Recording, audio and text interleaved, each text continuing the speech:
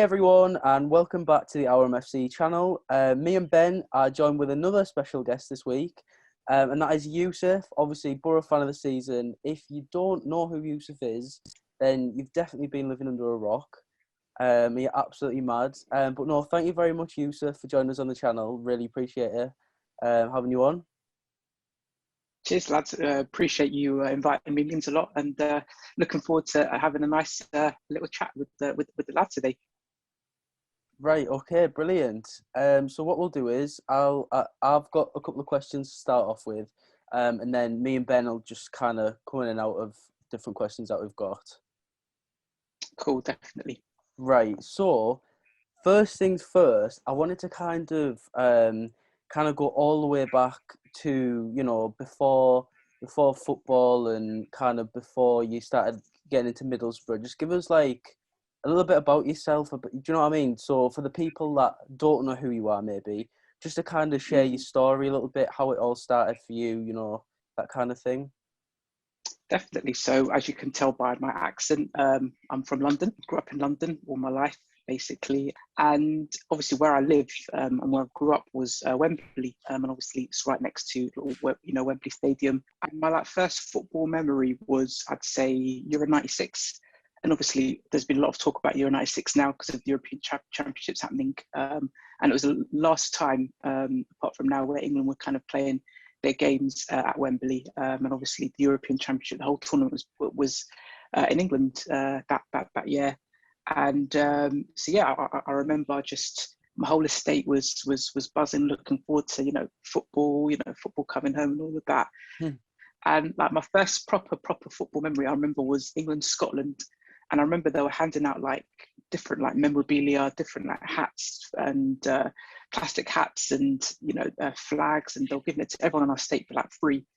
And I remember, just all the buzz and everything. And unfortunately, I didn't get tickets for any of the games, and nor did anyone from my estate. But that was like the first time we were kind of into it, and we watched like the game at home, and it was just incredible. Just the whole like passion and seeing the whole football coming home thing. I think everyone's been seeing it now, obviously, because it's 25 years since football came home and that song was released and stuff. And obviously, because I'm where I live in London and Wembley, there's no like local clubs. So at the time, I didn't have like a football team. Everyone in my school were like Man United fans, obviously typical London fans, isn't it? Man United, Arsenal. And a few like Liverpool and one or two like Chelsea, although Chelsea weren't so popular at the time, but it was mainly, I'd say 90% were Man United and Arsenal, because they were the two biggest clubs at the time, and a few Liverpool. Like literally everyone was like Man United, Arsenal, Liverpool fans. So like so basically the next season was 96, 97 season. And I remember watching that match of the day, and I was like, that's when I was like really into football, because I'd just seen like England in the European Championships. So I remember watching like the highlights of match of the day, and the opening day of the season. I remember match of the day, and a particular scoreline, a particular game grabbed my attention, and it was Middlesbrough 3, Liverpool 3, and Ravanelli got a hat trick. And I remember just like seeing Ravanelli get his t-shirt over his head. And like little things like that. And it was weird because obviously at the time I was really, really young, so I don't really remember too much of that season. But I do remember when we played in the FA Cup final that season. So even though we got relegated that season, it didn't really hit me. It didn't hit me that we got relegated. But I remember the FA Cup final because obviously it was at Wembley.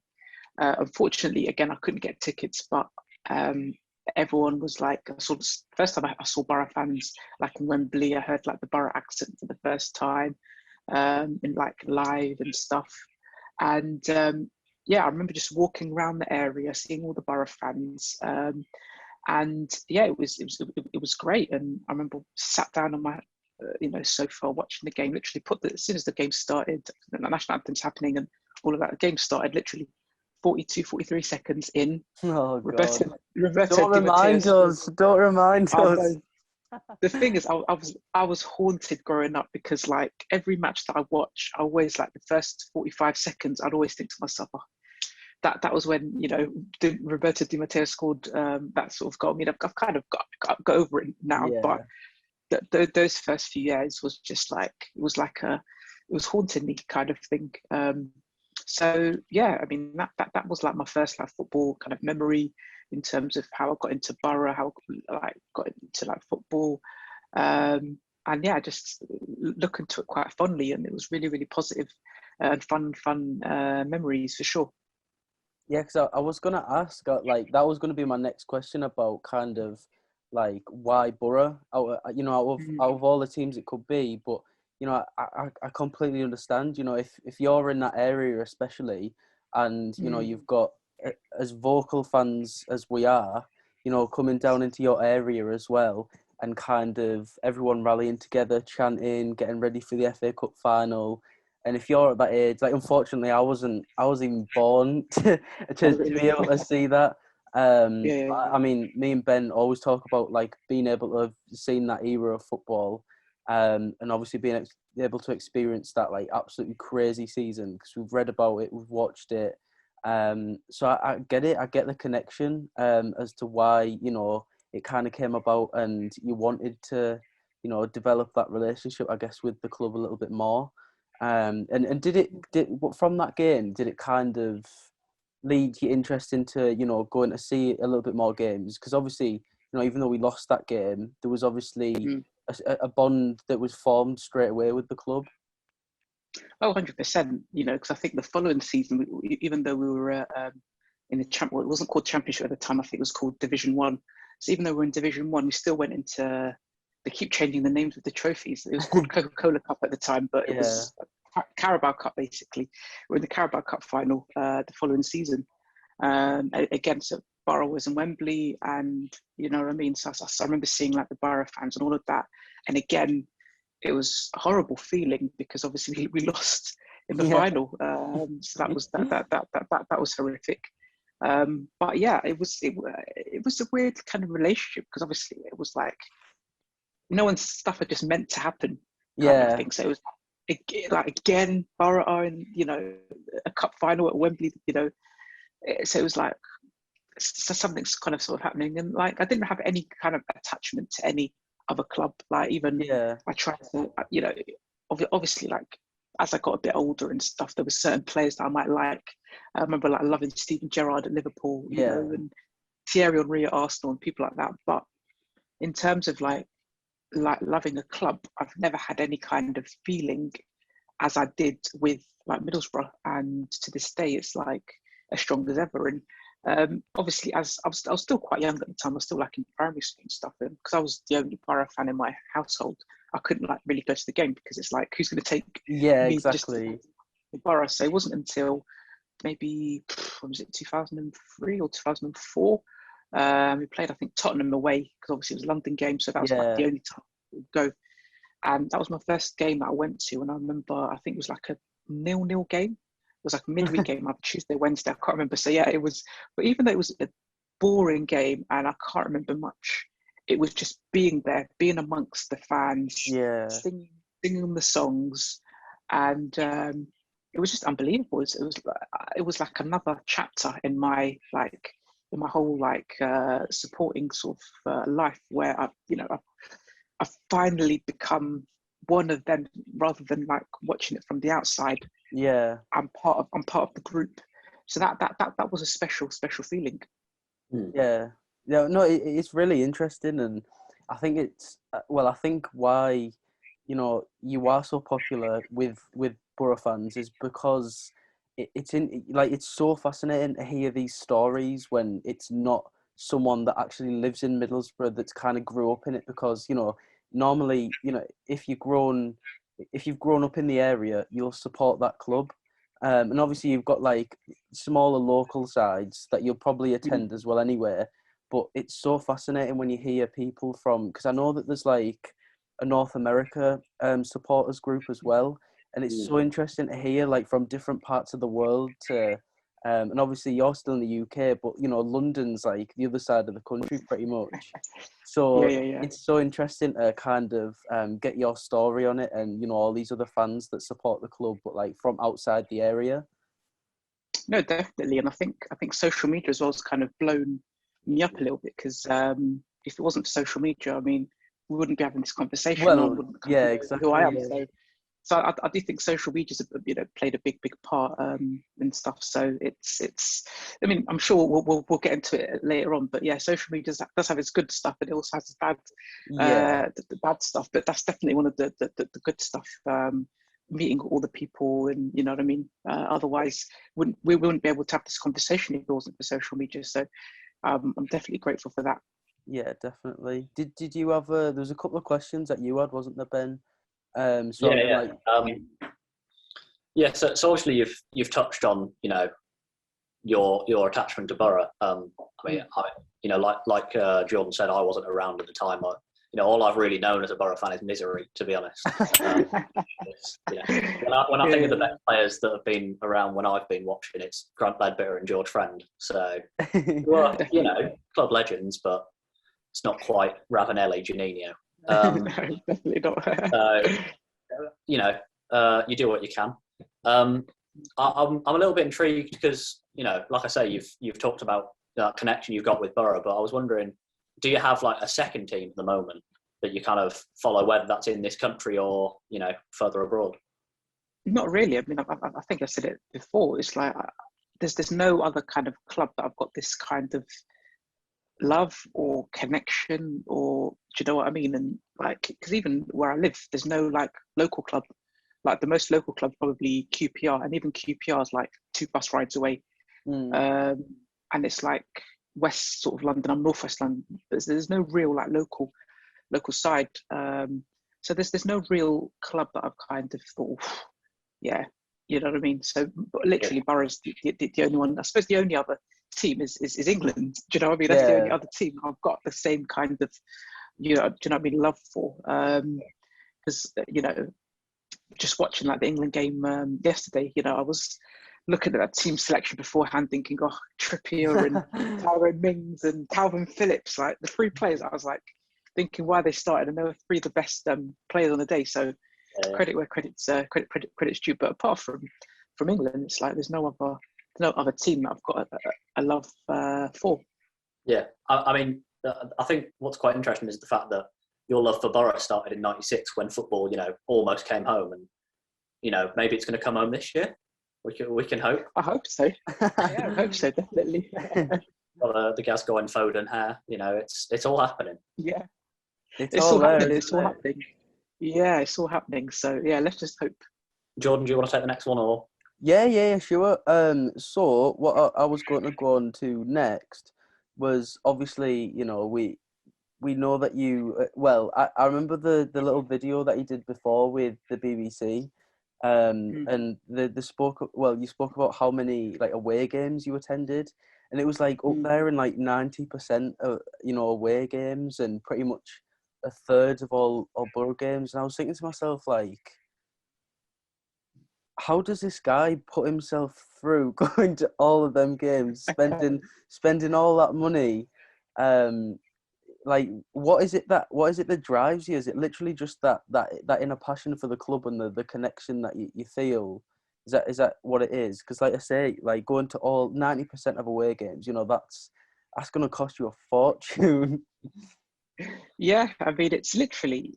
I've always said it. The 3 points and the win is always a bonus. Do you know what I mean? Obviously, it's nice to win, but it's more than just that. It's the stands, and even though freezing cold some days, it's just about singing the Borough songs, meeting other Borough fans, talking to other Borough fans, being in the concourse pre-match, it going bouncing. Do you know what I mean? And that's what it's all about. It's all about that like connection and like the love and support that I've received from like Borough fans, certainly face to face. There's a few online that's a bit not nice, but certainly face to face, it's all been brilliant, all lovely, fantastic, and I've felt so welcome, in the Borough community, and I definitely feel like I don't feel like I'm an outsider. I definitely feel like I'm. Do you know what I mean? There's that song of one of your own kind of thing. I definitely feel like I'm one of I feel like You're I'm a like Teessider. you're like an adopted Teessider, yeah. Essentially, I am. So yeah, it's but then the fan base they're quite good at adopting people. You know, look at Leo Perkovic, for example, Yeah, and how definitely. they get into him. So I think as long as people have passion, it doesn't matter about like their history or anything. As long as they've got the passion, that's like the most important thing. Yeah, I mean, to be honest, like you go to more home games than me, so, and I live in the area, so I don't know if that's bad for me. Nah. I do wonder maybe if part of it, you know, part of the amount that you go to these games stems from the fact that you couldn't go as a child. Do you think maybe that's part of it, the fact that maybe you're making up for lost time? Possibly, yeah. I haven't thought of it that way, but yeah, maybe there's a little bit of that as well. But I'm just in a fortunate position. I know you said I'm like a lot of people say I'm a better fan than some of them because I go to more games and stuff. But I don't believe in that. I think it all depends. It all depends on circumstances. It all depends on, you know what I mean.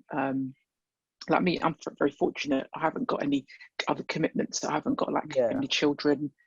Like work is quite flexible, so I'm able to work around it. I earn enough income to be able to afford it. So everything's all rosy for me. And I'm very, very grateful at that. So I never believe I'm above yourself, Jordan, or you, Ben, or a fan that lives in Canada, or you know what I mean. We're all equal. Doesn't matter if you go to one game a season or 50 games a season, or if you travel miles and miles, or if you walk when it's across the road. I always think we're all equal. We all love the club, and that's the way that I see it. Yeah, no, I think you raise a very good point there, actually. And to be fair, I've never actually seen that side of it myself, because sometimes, when you miss a game, or or you may be watching on telly and it's not quite the same, you kind of kick yourself a little bit and you think, oh God, like I should have been there, but I couldn't. It's all right, this happened, or maybe you just didn't have the money this time around, or that kind of thing. So yeah, you do raise a good point there, because we are quite a loyal fan base, but when it comes to situational things, and obviously the time that we've all just been through this last year and a half, there's everything's all happened kind of at once, and it's hit people in different ways, hasn't it, really? And like I said, I didn't really see it that way, but no, I completely agree with you there. We are all fans in our own, and me and Ben making videos like this, or the articles that we share, the things that we share on social media, that's kind of like our way of putting our support across as well, and trying to also create more content for like other Boro fans to watch or to interact with, because there's plenty of pages out there that do a good job of that. You've got Boro Breakdown, Boro Police do that. There's there is them, but with us like helping out with the stuff like this as well, it makes a difference, and it's like a community, isn't it, really? All one, the 12th man just cheering the side on, that we all love. Yeah, I mean, No, you touched on the thing about there being the culture of you're a better fan for going to more games. I can tell you, with not being to many games over the last few years, and having only just left college, really, back in school days there was definitely that culture around. I had friends who went to more games than me. They were like, "Oh, you're a rubbish fan. You're a plastic fan, yeah. You can't afford to go to the games, mate." Yeah, well, exactly. That's all it is, yeah. Exactly, and everyone's got different circumstances. And like I said, some people are more fortunate than others. It doesn't mean you're a better fan. It just means you're more lucky. And I've always said I'm a luckier fan. I'm not a better fan than either of you or other Boro fans. I'm more luckier because I can afford it, and my circumstances allow me it. And you know what I mean. I'm very grateful. But I'll never look down on someone. So if someone gives an opinion of the Boro, I'm not going to think my opinion is more important than theirs because I go to more matches. We're all entitled to an opinion at the end of the day. So we all love the club, and that's the most important thing. Yeah. I mean, speaking of being a better fan, I mean, technically you could say you are, because you did win Fan of the Year. How did that? Yeah. I think people. It was a big surprise when I won that, and it was a great feeling. But at the same time, I said at the time, just because I've won it doesn't mean I'm a better fan. You know what I mean? I don't really believe in fan of the season and, you know, this fan being better or whatever, because it almost like makes a bit of a divide. People say, oh, you know, I mean, what makes someone a better fan? What, because they travel more, or Yeah. do you know what I mean? We all love the There's club no in our own definition, ways. is there? There's no definition. There isn't. Yeah. There isn't. I mean, look how much hours that you spend in terms of your editing for your social media posts and all your articles and stuff. And like you said, the other, you know, podcasts like the 12th Man and Borough Breakdown and all the Borough pages, like, you know, everything MFC, and people spend like lots and lots of time. Yeah. Their time, their energy. But that, you know what I mean? This doesn't necessarily mean they're a better fan, or me, because I go to more games, I'm a better fan. We're all equal. We just show our support in different ways at the end of the day. You know what I mean? There's people that have been going to matches for 50 years, Yeah. but they're not necessarily a better fan. They've just been alive longer than us. You know what I mean? That's just how it is. You know, I mean, I've heard so many people say, "Oh, I've been watching the game since the 60s," and do you know what I mean? That's what I mean. And they think, to be fair, and they think their opinion's more important, and it's yeah, not. yeah, and to be fair, the people that are maybe that age, you wouldn't even know who they are. Like you wouldn't pass them in the street and go, "Oh, there's that guy that's been going to the Borough matches since the 1960s." Like you just wouldn't, would you? It's not even a thing. Exactly. So, yeah, I think we're all equal. We're all the same, and everyone's in a different kind of situation. So, I've always said I'm a luckier fan. So I'm not a better fan. I'm a luckier fan. Yeah, yeah, I agree with you there, definitely.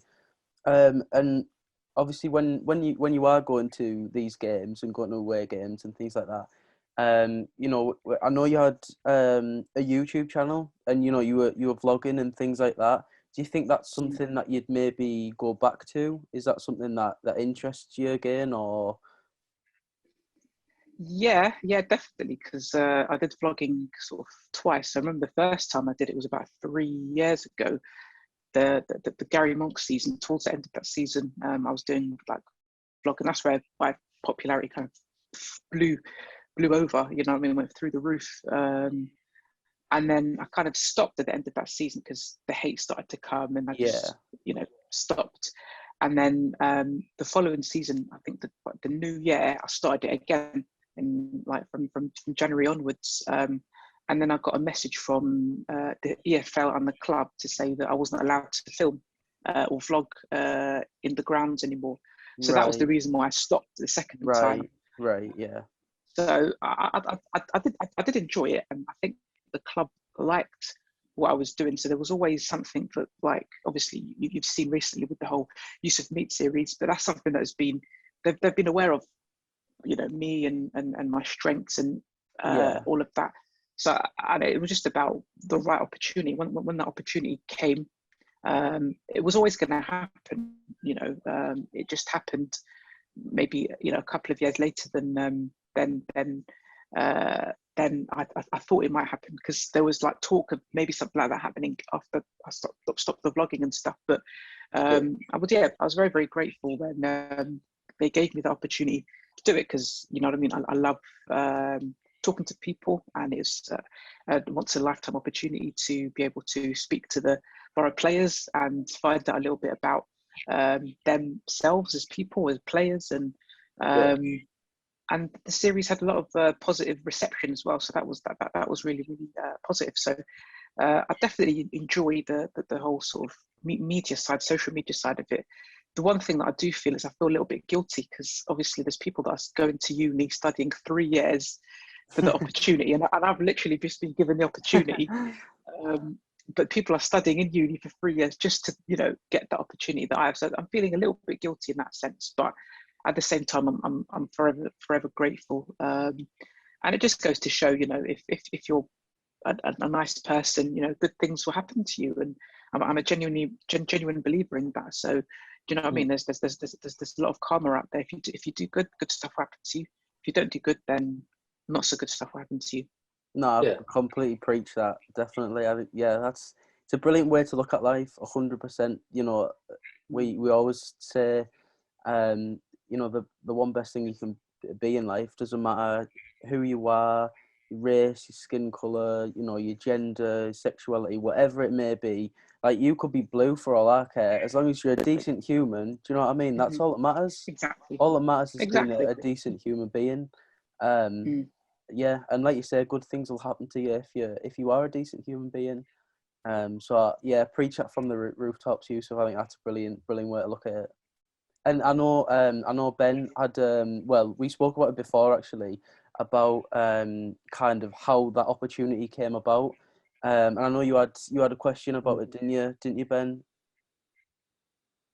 Yeah, I'm just quite intrigued to know more about, how that happened, how that process, worked. Did they just like send you an email and be like, Yusuf, mate, do you want to interview some of the boys? Or, I'm just a bit intrigued as to how that happened. Steve Gibbo on the phone, like, Yusuf, man, we've got a couple of players here for you. I'm not on that level of relationship with Steve Gibson, unfortunately. But yeah, I wish only. But yeah, it was quite similar. It was quite, yeah, it was a bit like that with in terms. I've been contacting the club during like lockdown because they're checking how I am and stuff like that, and I actually pitched an idea with them, a separate idea. But it wasn't that specific idea. It was a different idea because I emailed them. I said, "Oh, I'm looking to interview." Because I saw so many like stuff with like young footballers like killing themselves and lots of young footballers being released. So I pitched the idea. I said, "Oh, I'm looking to interview some of the Boro Academy players. How would you feel about me interviewing them? Bloody blah." And then they replied saying, well, funnily enough, in our recent meeting, we spoke about, having a fan interview the actual first team players. So I thought to myself, wow, because I thought if I start off with the academy players, I can move on to the a ladder. Yeah.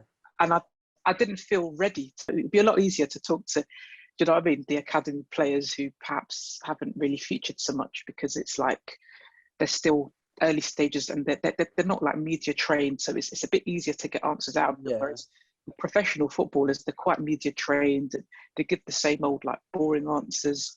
So I thought, let me train myself to be at that level. And it was something that I was thinking about during lockdown. But when I contacted them, I pitched that idea to them, but they went one better and said, oh, we'd like you to do it with the first team players. And I thought, wow, okay, yeah, sure, no problem. So we started to email each other, and what I loved about the fact that they gave me the opportunity was I was expecting them to give me like a whole list of rules. You can't do this, you can't do that, you can't do this. But literally the only rule they gave me is you got to do it within 30 minutes. That's literally the only thing they said to me. They didn't say, don't discuss this, don't discuss that. The only rule, do it within 30 minutes. Obviously, there's been a couple of them that have gone a little bit over 30 minutes, but generally I try to keep it within 30 minutes. And the reception's been very, very positive. Very, very grateful for the opportunity. And I'm hoping that next season there's a few more positive, stuff that we can maybe do, maybe face to face at Rockcliffe and stuff. Yeah, that'd be amazing. I mean, on the topic of Yusuf, mate, so I don't want to make you pick sides here, but you'll probably find I don't think any of the players actually watch. Do you have a favourite that you've interviewed? Yes, I do. Balassi. And the reason being was we spoke before, like off screen before, and he actually grew up from around the corner from where I live. So we spoke, he grew up in an area called Willesden, which is like a bus, a few, like 15 minutes on the bus, 10, 15 minutes on the bus from Wembley. So we were like reminiscing about like the estate in the area. And in fact, he actually, if you've watched back the interview, he mentioned the estate that I lived in called Chalk Hill. Obviously, the Borough fans that were watching it probably went over their head because to them, Chalk Hill didn't mean anything. Yeah. But I knew exactly what he was talking about. But Balassi, I suppose the only regret was that it was at the time that he made any like proper appearances. I think he only started against Norwich, and I think he might have got injured in the next game. So he only featured like only once. And I wish it was like towards the end of the season when he was like a lot more loved by the Boro fans, because like social media absolutely love him because he's always interacting with them. Yeah. And but yeah, I definitely.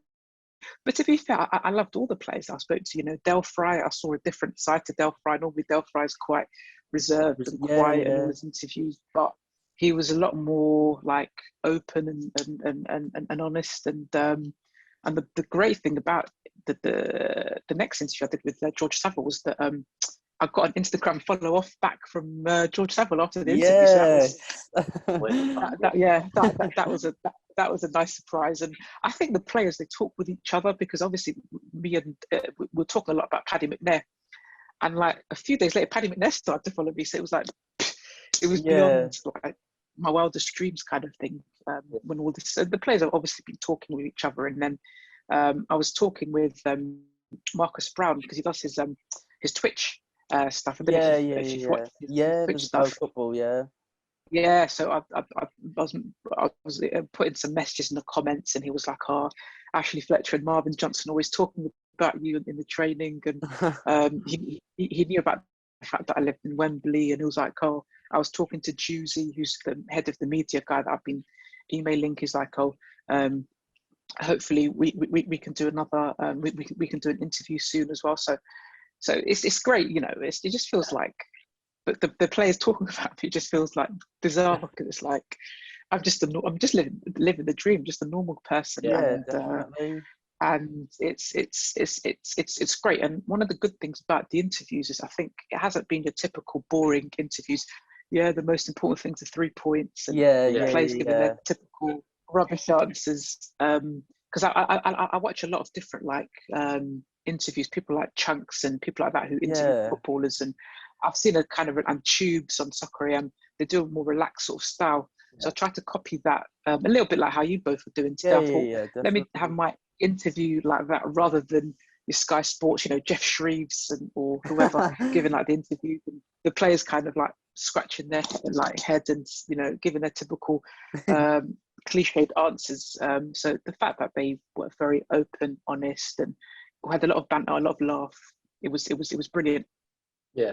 I think that's all you can ask for, isn't it, really? And I think it's brilliant when you see that different side of players, because I'll never forget when I think I must have literally been like 12, maybe even a little bit younger, and Tony Mowbray was manager at the time, and I seen him. There's a place called Newmask, and there's somewhere like, it's Errington Woods, it's called, and there's a park right at the top just before Errington Woods. And he rocks up with his grandchildren, and at the time I was like, "Excuse me, are you Tony Mowbray?" And he was like, "Oh yeah, I am, pal. Yeah, do you want a picture?" I was like, "What is going on? What is going on?" Yeah. But you don't kind of. I think us as fans, well, me especially, I do it all the time. I went to meet the players last year. At a signing, and still at the age of 19, 20, you get all like giddy and like a little bit, do you know what I mean? Proper fanboy.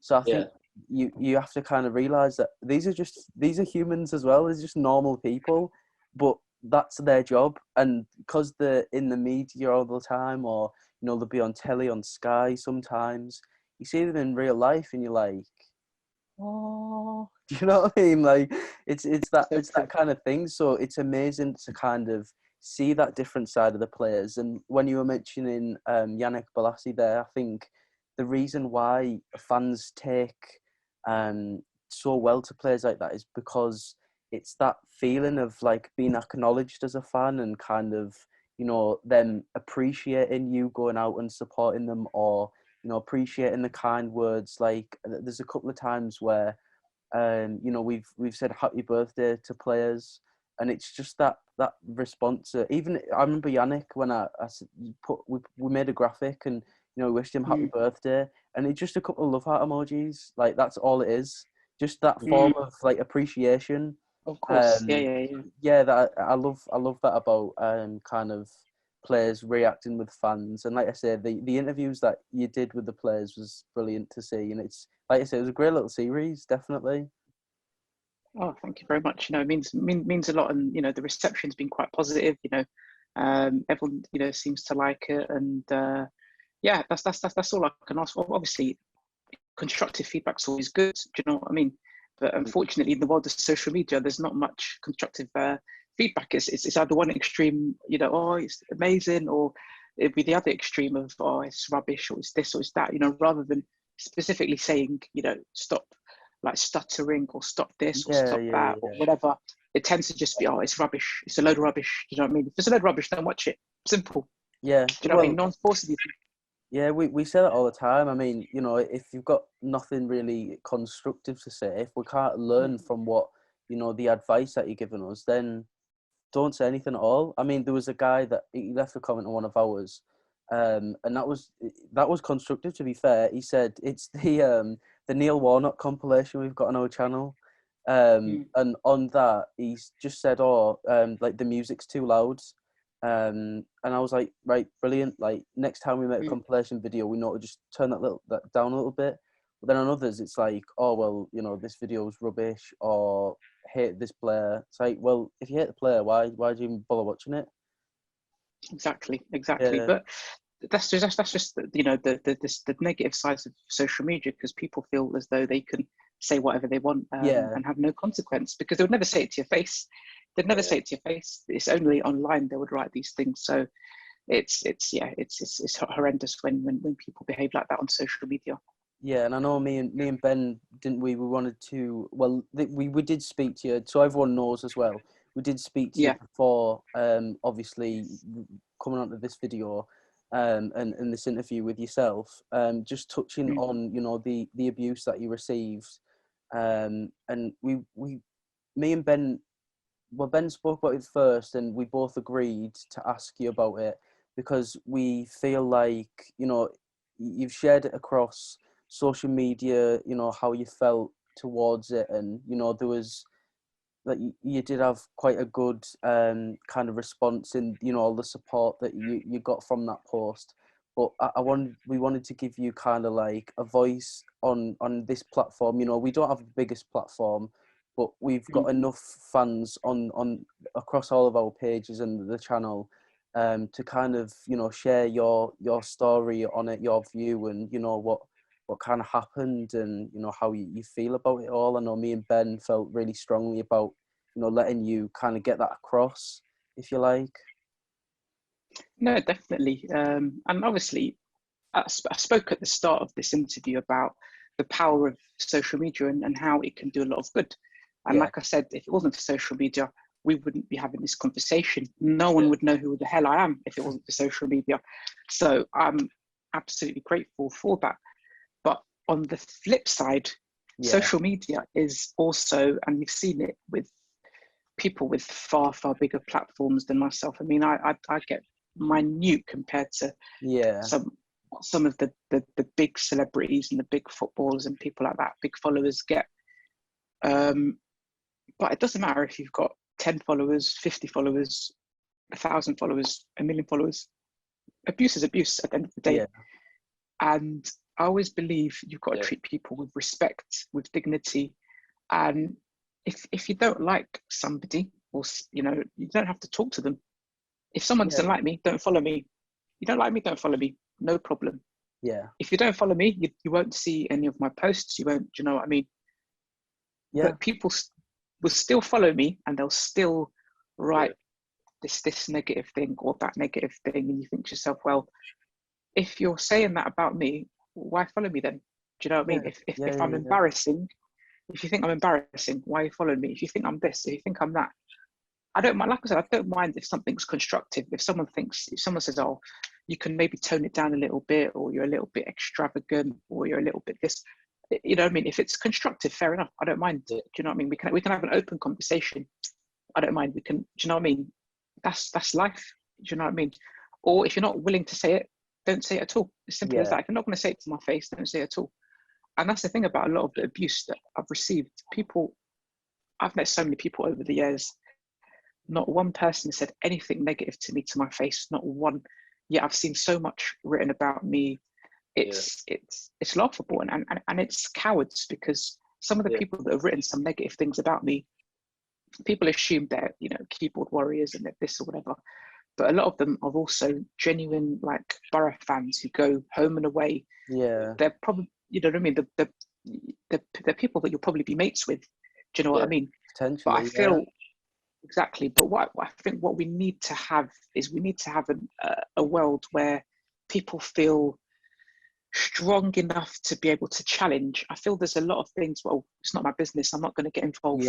Yeah. But if your friend is doing something that you don't agree with, or you think, oh, that's not quite right, rather than say, I'm not involved, it's none of my business. Yeah. I think everyone's got a duty to tell, you know what I mean, to say, hang on a minute, that's a bit out of order kind of thing. And I feel sometimes what people do is they don't instigate the abuse. They might like the comment that their friend has written, just because they haven't said it. By liking it, you're kind of you're like fueling it, aren't you? Yeah, exactly.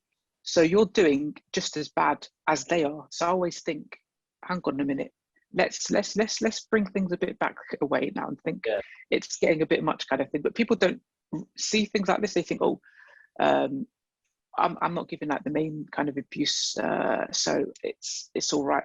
But actually, if your mate is giving abuse, or if they're going a little bit, do you know what I mean? You feel free to kind of challenge it and say, do you know what, that's out of order, it's too far, it's this or that. But we live in a world where people feel they can say whatever they want, and because social media has no consequences, people, there's no limit. People can go as far and beyond. I mean, the most extreme are, hidden profiles. They'll literally make a profile and like the most horrific things. But in terms of the general kind of abuse or negative comments, it's people. I mean, I've seen them at matches. I recognise their faces. Yet they'll walk straight past me, or they'll see me from a distance, but they'll never come to my face. I'm thinking, so you write about me on social media, but you're not going to say it to my face. So what does that make you? Yeah. So I think it's just coward behaviour, to be honest. Yeah, definitely. I think what I find, I mean, I haven't experienced, that kind of abuse. So, this is why I kind of want to get your insight, because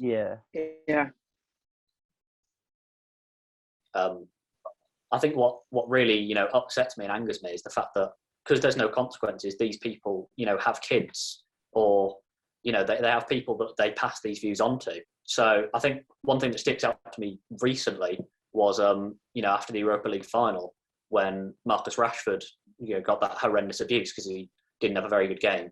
And that person, I'm pretty sure, was a teacher, which is just horrendous.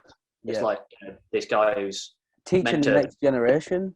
Yeah, like he's shaping people's values, and he may not be going out and saying that to them, but just by, putting that stuff up. I mean, the kids might see that and be like, oh, look, our teacher's gone and done this. And for some of them, they'll be like, oh, well, if he's done it, he's an adult, it's fine then. Yeah, I'd like to think they'd see it and be like, oh, this is horrendous. But, I mean, I don't know how old the kids were. They might have been, 7. At that age, I don't think you can really have that kind of judgment to defend against, what's right and wrong, really. So I think it's just shocking, the fact that these people, there is no consequence, and the big companies, they don't do anything about it. No, they don't. Yeah, they don't. And that's why people, and that's why people continue to do it, because there's literally no consequences. And I'm obviously not going to defend, the gentleman that wrote that about Rashford, but because there's no consequence, it's like there's a lot of anger, and he knows he'll get away with it, so he will feel, but he's fueling his anger in the wrong way. Rather than being upset and saying, oh, I can't believe I wasted my money doing this, and I can't believe we did this. He's expressing his like feeling in the completely wrong way and doing the completely wrong thing.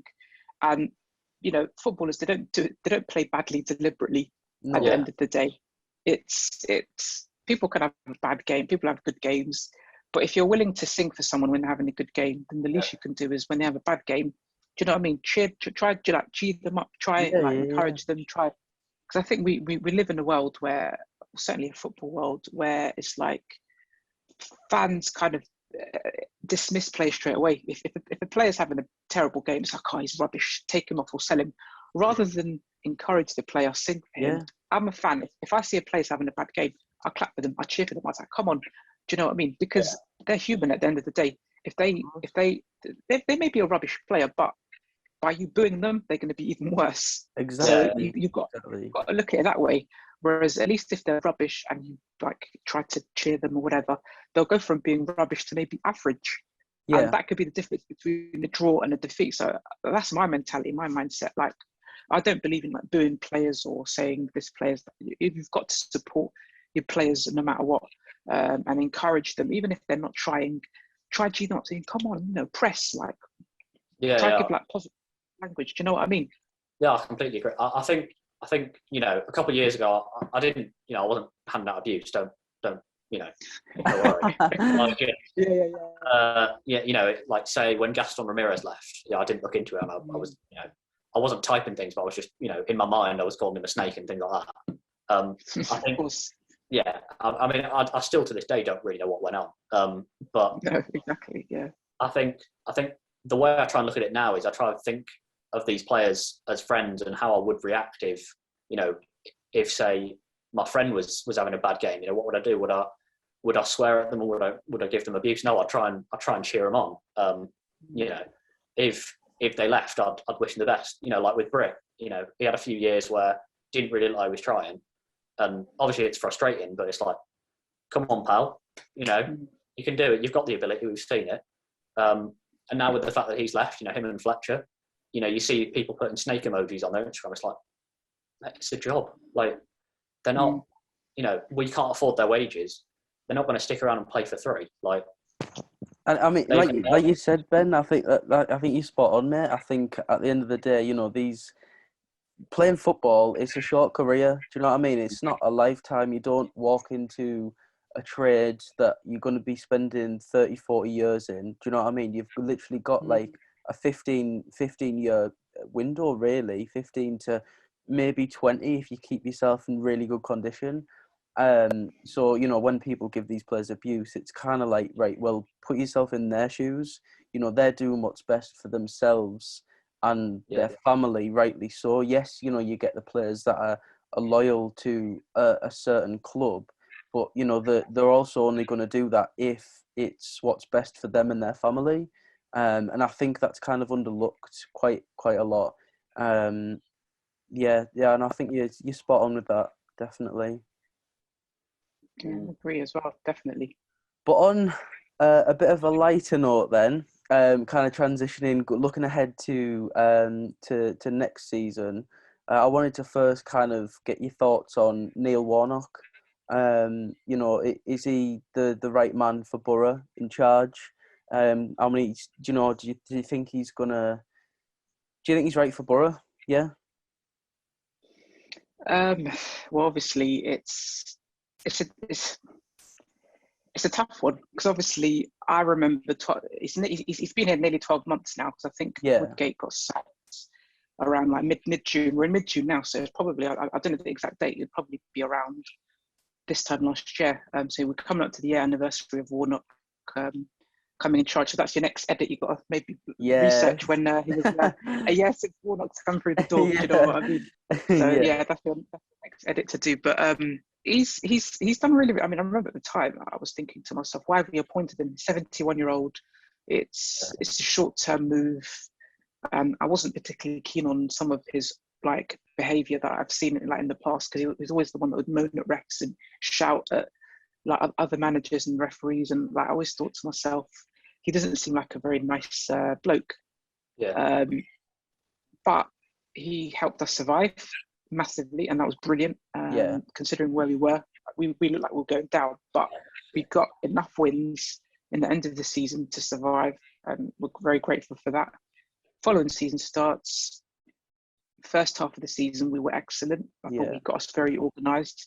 You got Dyke still performing unbelievably. Mark Bowler performing unbelievably. Paddy McNair, Del Fry performing unbelievably. And then as like the season went on, Grant Hall, was playing exceptional as well. So a lot of players, Tav was like a different player as well. So like literally most of the players that were here last season kind of improved. I think the only players that haven't really improved under him was probably Fletcher, but he was injured a lot. Britt, and Spence and maybe Coulson, but Coulson hasn't really played so much. Yeah. But everyone else, in my opinion, has improved from last season. Even people like Johnny Alson and like all the players that were here last season, in my opinion, he made better. And that's a credit to his man management style. He recruited very well in January. He brought in Balassi and Cabano, Mendes Lang. Although Mendes Lang never played so much, but Balassi and Cabano made a huge impact on the pitch and off the pitch. So there's a lot of really, really positive things that he's done. So I do think he's like the right man, but I think at the same time we also have to think ahead and think how much longer is he actually going to be here? Because everyone's saying this is going to be his final season. Well, if it is his final season, then we need to have a plan for what we're going to be doing this time next year. Because there's no point in like him retiring this time next year and then appointing a new manager who then sells all the players that Warnock's bringing in and then going back from to square one. So it's like we've got to start planning. And I know a few people are saying, well, maybe give it to Ronnie Jepson and Kevin Blackwell, but they haven't got much experience like managing. Do you know what I mean? Kevin Blackwell's had a few managerial experiences that haven't really gone well. I think he had to spell it like Bury and Luton in like the lower leagues. Didn't do great. I think Sheffield United, he struggled, and Leeds. And so he hasn't really had a successful career as a manager, and Ronnie Jepson hasn't really managed either. So people say, no, just give them the job. It doesn't work like that. Yeah. Do you know what I mean? Just because you're a good assistant doesn't mean you're going to. So I'd think about planning ahead and thinking, who can we get? And it's obviously, there's a lot of good managers that are available at the minute. People like Eddie Howe and Chris Wilder and people like that who, I'm not saying they're going to come to us. You know what I mean? Chris Wilder would be absolutely fantastic, but he might go to, I think West Brom might be looking to appoint him because I think Big Sam's gone. So there's a vacancy over there. And then, of course, Jokanovic has gone to Sheffield United. So there's like, and Eddie Howe's still out of employment. But just because they are out of employment in 12 months' time, they might have a job by then. So it's definitely a tricky one. But if you're going to have someone, it's got to be someone that's going to continue what we're doing, because I think the core squad, in my opinion, is a good squad. Yeah, there's one or two players that are maybe move on, but the core squad, we've got people like Mark Bowler and Dyke still, and Marcus Brown. I'm excited to see as well. I think we'll get better and better as the season goes on. But if we add a new goalkeeper, a new striker, and maybe a new winger, I think we've got a great opportunity to really get into the top six. And then I think the other signings is strength and depth, because it's like, if we get a few injuries, that's it. Do you know what I mean? So we felt that a little bit last season, didn't we? There was a couple of times where we were missing key players when Dale was out, for example, when Tav was out. Sam Morsey missed a few games. Well, when he got injured, he was out for the rest of the season. Jake Steele was out for the rest of the season. So you've got these kind of key players that were missing at vital moments. And I spoke about in like our weekly news episode about Mpanzu, about how he could possibly replace Morsey, and we could rotate them. And like you said, just having that kind of squad depth, I think that definitely makes a difference. I mean, if in the Championship, you play a lot of games, and if you string a decent like cup run to get, you're involved in 2 cups. So if either one of them, you string a good run together, you're talking a lot of games in a short period of time. I mean, when COVID was kind of going about, and we missed certain weeks, and then you're trying to cram all them games into like such little time, obviously it's going to have a massive effect on these players. So having that squad depth just means it gives you the ease to kind of rotate the players without having to worry too much about the lack of quality or losing people in certain areas. No, definitely. And also if there's players that are, not performing on the pitch, if there's players on the bench that, they know if they're not performing on the pitch, there's players on the bench is going to come on and like take their place. So it's like you've got that like mentality of, I've got to perform, because if I don't perform, I've got so-and-so, to compete with me. So it's always good for squad morale and squad like motivation to have those options. I do worry for players like Paddy McNair, because he played like 50, 60 games last season. I don't think he can do that 2 seasons in a row. Like, I think he might die. Like the amount I don't know how he's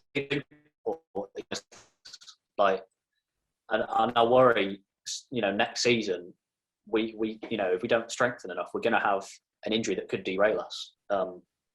I think on that, I'm quite intrigued to know where you think we'll finish next season, because I worry we might.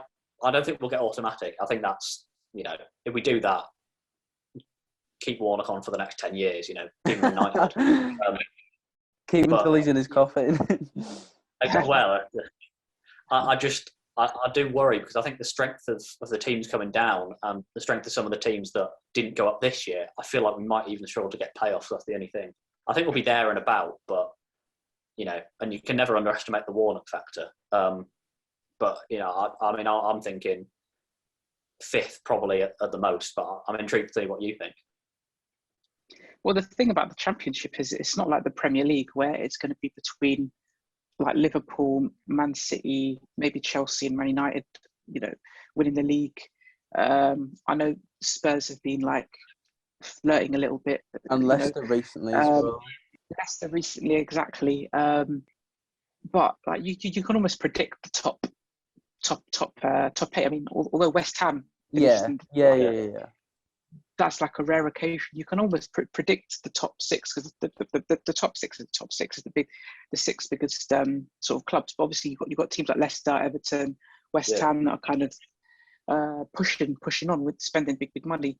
But with the Championship, I don't think any fan would have put Barnsley in the top 6.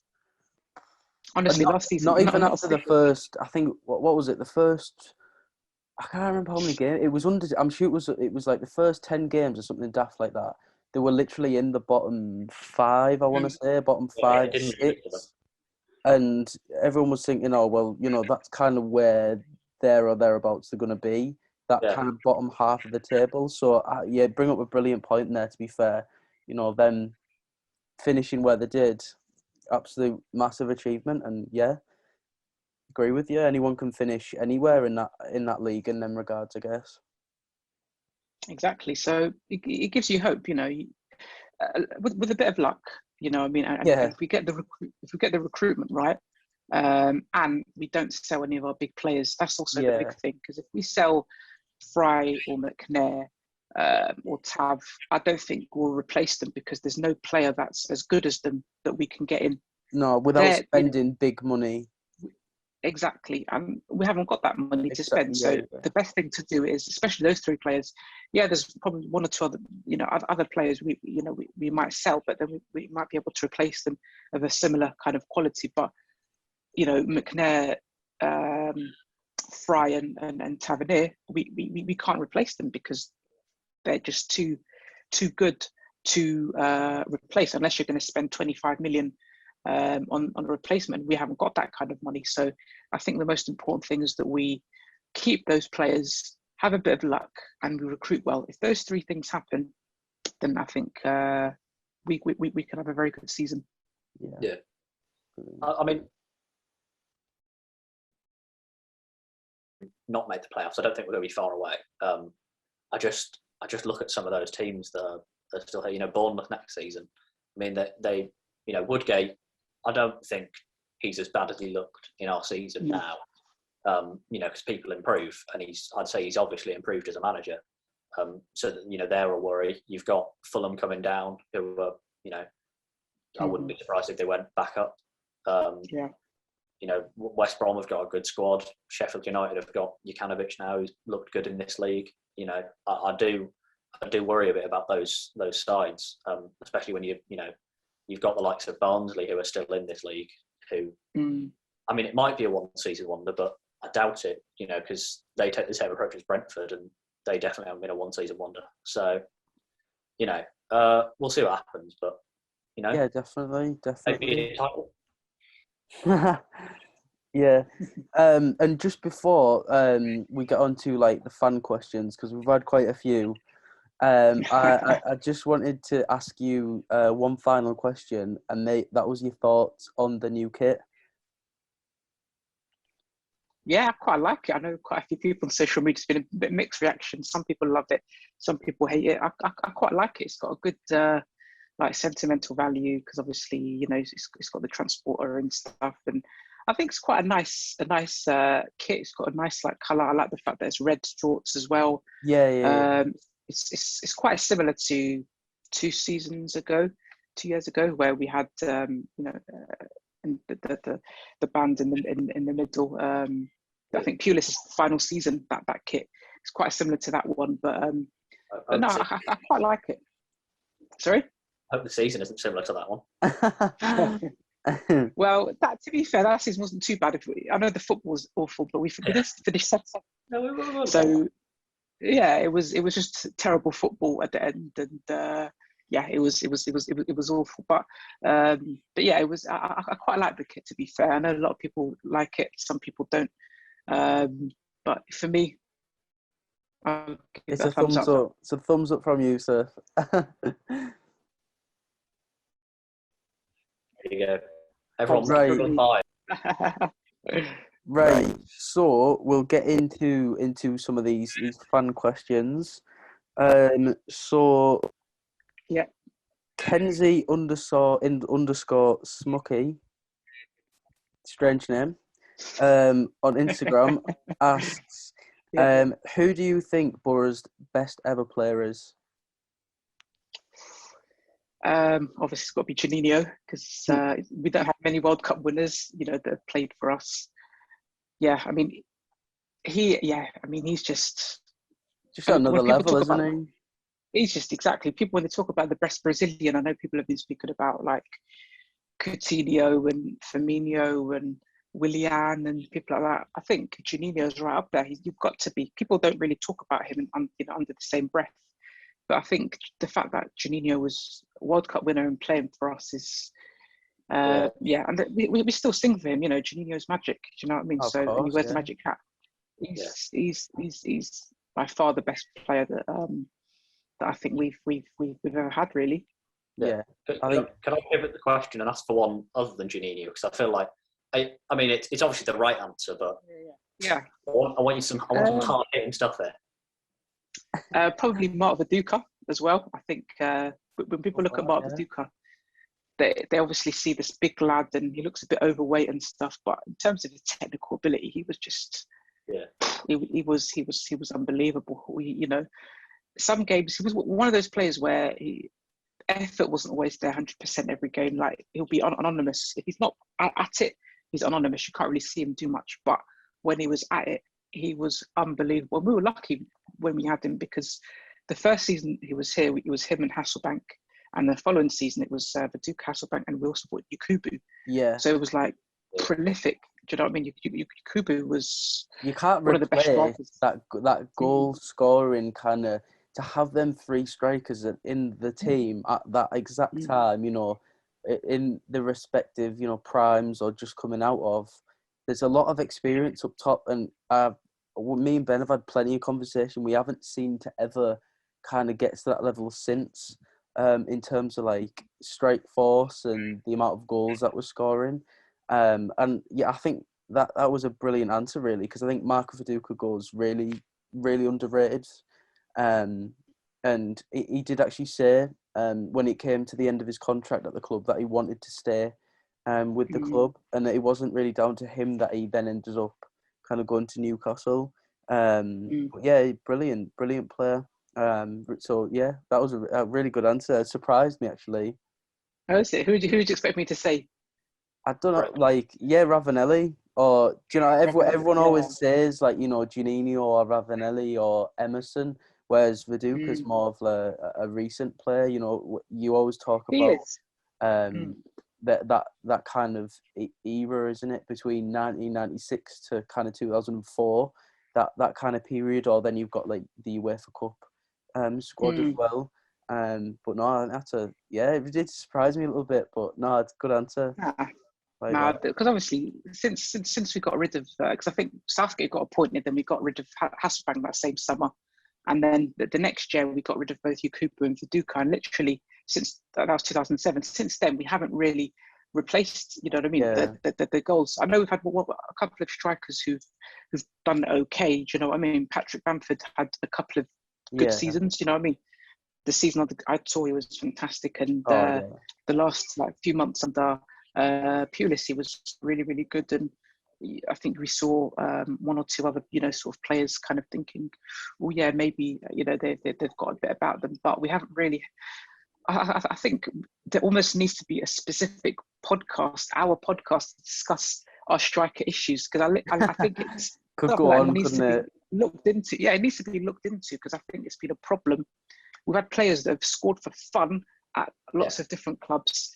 As soon as they come here, the goals have dried up. Why that's the case, We who ruin knows? them. With this club ruins strikers.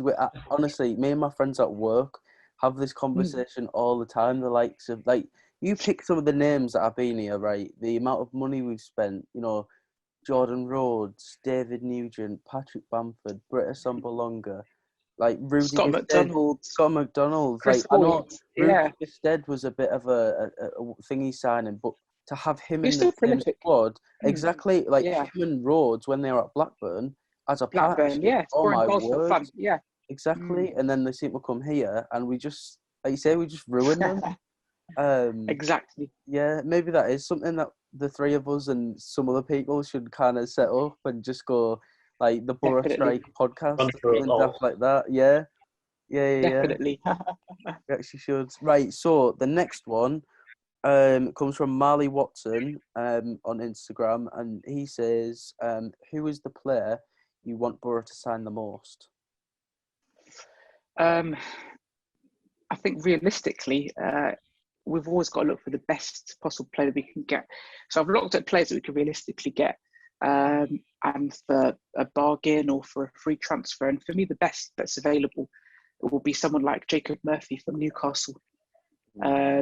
He's available on a free, so I think he would be up there with my number one transfer talk. Obviously Balassi, but I don't think Balassi's going to come because his wages are sort of too high.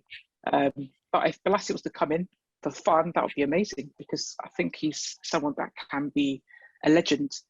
Even if he doesn't perform well, I think fans are going to love him and they'll sing for him because of the connection, the fact that he talks, and he's such a lovely bloke. And it's more than just producing on the pitch. I think sometimes we're seeing the human side. Obviously, like you said, how he acknowledged your post that he did. You know, I mean, there's footballers that have millions of tagged stuff. Even some like academy players, and they probably ignore it, kind of thing, because they think they're too good to respond to it. Or they'll put in their profile. You have people like us in the under 16s, and they're putting their profile player for. So but Balassi's always remembered where he's come from. You know, he's very much a street footballer. He loves football. He's a football fan. But in terms of getting a proper signing, for me would be Jacob Murphy. Yeah, no, I think I think me and Ben have spoke about Jacob Murphy before. So yeah, I think that would be a brilliant sign, like you say, on a free. I don't think he did work with Warnock, did he? I think he has been at Cardiff, but I don't think Warnock was there when Murphy was there. Was it his brother? Was his brother Josh? It might be his brother Josh. Oh yeah, it might have been Josh actually. Yeah. I think Jacob Murphy would have been at Sheffield Wednesday. I think. Yeah. On loan, right there. Yeah, I think might you're be right wrong. there. Yeah. No, I think you're right there. I think I was on about his brother. Right, so the next one is it's from Ash88 on Instagram, and they ask, what is the best away day for the upcoming season? And you should have plenty of experience on this, going to at least 90% a year. I think I like Bournemouth away. Bournemouth away is a nice. Yeah, not because of the stadium or whatever. To be fair, for you, it's not that far. But when you say Bournemouth away, I'm thinking, oh my word, that's like you get up at 3 o'clock in the morning. 3 o'clock in the morning. So for the Teesside, there's going to Bristol City or going to any of the London games, or they'll probably make Bournemouth away on a Tuesday night. I think there was Bournemouth away on their one of the like Carabao Cup games a few Yeah, seasons back. yeah. That was when, Like, I think that was when Tav scored, wasn't it? Tav scored and he did a Yeah, knee yeah, slide. yeah. Yeah. So, and I think the fans got back home like 4 o'clock in the next morning, kind of thing, which is ridiculous. But yeah, Blackpool away, I think, will be a really good one. That was my first Atmosphere. ever away game. My first ever away Oh, game, is it? Blackpool away. Yeah. I like it. Yeah, I like it because it's like a proper old-fashioned ground. It's got a decent atmosphere, and obviously it's near it's a nice area, Blackpool. You know Yeah, what I yeah, mean, with yeah. the seaside and stuff like that. And but it'll probably be a Tuesday night in February. So they won't have like tons of fans taking over the weekend. But yeah, to be fair, there's some decent away days. I quite like. I used to like Leeds and Villa, the big clubs. Yeah, yeah, yeah, yeah. You know what I mean? Sheffield United should be a good one. Yes, definitely. Really, really good atmosphere. I always like Like Fulham as well. I'll never Fulham's good. forget. I remember that season under Monk it was, and Oh yes. Cyrus Christie scored, and Oh, that was unbelievable. the limbs from the fans behind the goal there was like Yeah. insane, and that for me was like, yeah, Fulham away. It's got to have, that'll be bouncing that. Yeah. I mean, to be fair, Fulham has always been a good one because obviously because the time that Dimmy went up for a corner and then we conceded last minute. And so we've always had a decent, and it's a nice little London away day, and it's like near a park. It's like a decent part of the country as well. So I think Fulham always a good. Fulham fans are not the most vocal. So like when we play there, it's like all you can hear is Boro fans. Yeah. So that's also one of the reasons why that's a really, really good away day because it feels like we're at home because you can't hear the Fulham fans at all. But that's why I quite like fans like the bigger clubs like when we played like Villa and Leeds and people like that.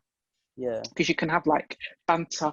Another one I quite like is West Brom away because like where the away fans are situated we're next to like their noisy corner.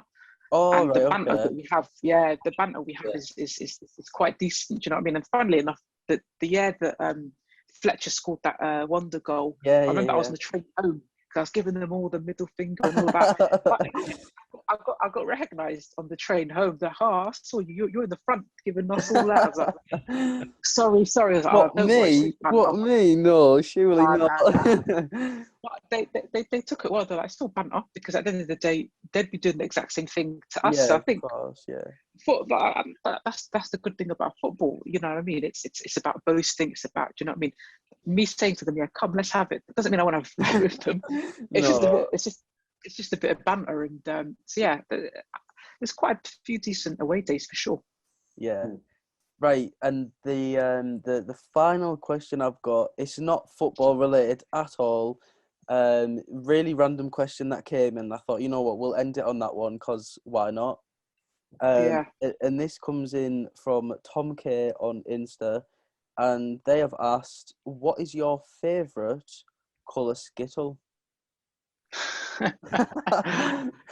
I know exactly who it is as well because we've had this conversation many times because I used to do Instagram lives back in the day. I do occasionally, but yeah, that's not like my favourite sweets. Skittles are my favourite sweets, and I do a funny thing where I eat it in order of like colour, so my least favourite to my favourite. So I don't like mix it up. I do. So I have all the yellows first. I like open it, I shake it around.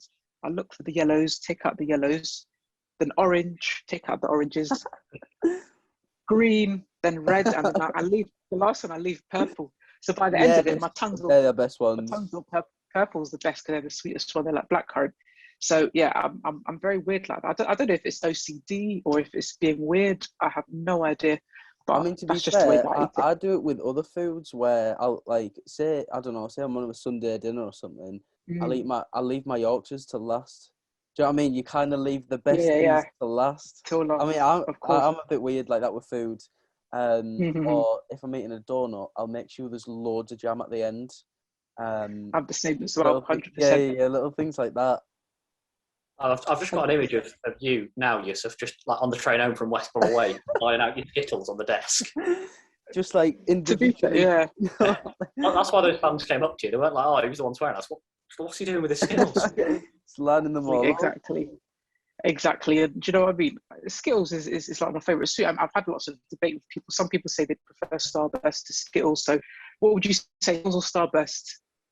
Ooh.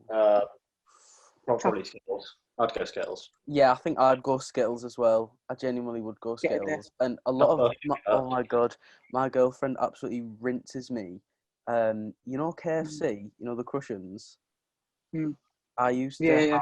have the Skittles one as well, and she used to absolutely Yeah. rinse me for it. She's like, you like the Why? Skittles one?" Because That's nice though. she's weird. She was like, "Oh, it tastes like sick," and I was like, "No, Skittles, absolutely bang." But yeah. Of course, They're on 100%. you Yeah. to sort that out. No, yeah. Yeah. But no, that's going to wrap it up now. But thank you very much, Yusuf. Honestly, it's been an absolute pleasure talking to you. I think we've had a brilliant chat there, covering loads of different things. So yeah, thank you very much for joining me and Ben today.